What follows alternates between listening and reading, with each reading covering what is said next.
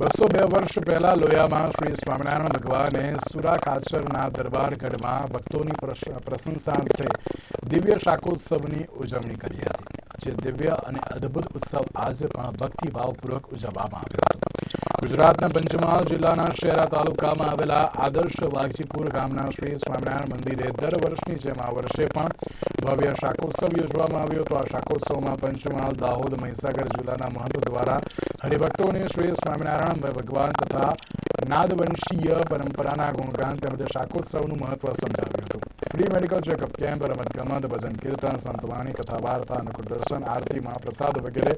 આધ્યાત્મ સભર કાર્યક્રમથી દિવ્ય રૂડો શાકોત્સવ યોજવામાં આવ્યો હતો.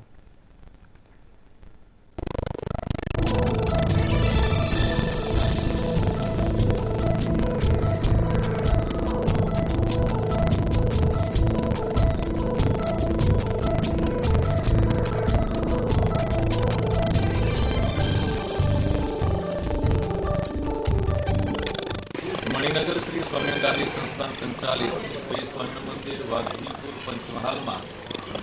શ્રી સ્વામિનારાયણના આચાર્ય જીતેન્દ્રિયદાજી સ્વામીજી મહારાજની અનુજ્ઞાથી મહંત સંત શિરોમણી શ્રી યોગીદાજી સ્વામી, ઘનશ્યામ સંતદાજી સ્વામી વગેરે પૂજનીય સંતોના સાનિધ્યમાં અને બહુ મોટી સંખ્યામાં હરિભક્તોનો મેળા મળી અને શાકોત્સવનું આયોજન કર્યું હતું. સર્વાવતારી શ્રી સ્વામિનારાયણ ભગવાને 202 વર્ષ પહેલાં જે શાકોત્સવની પરંપરા ચાલુ કરી હતી એનો અલભ્ય લાભ બહુ મોટી સંખ્યામાં ઉપસ્થિત થઈને હરિભક્તોએ માણ્યો હતો. આ પ્રસંગે પૂજનીય સંતોએ શાકોત્સવના ઇતિહાસ વિશે વાત કરી હતી, કારણ કે સર્વાવતારી શ્રી સ્વામિનારાયણ ભગવાને આમ સમાજની અંદર જે એનો ઉત્કર્ષ જે કર્યો છે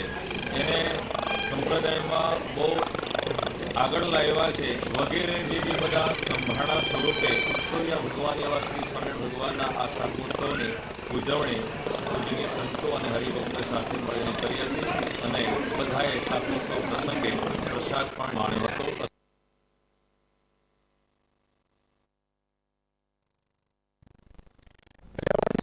પર્યાવરણની જાળવણી તેના માટે આપણી જવાબદારીઓના શીર્ષક હેઠળ GHCL અને આગા ખાન એજન્સી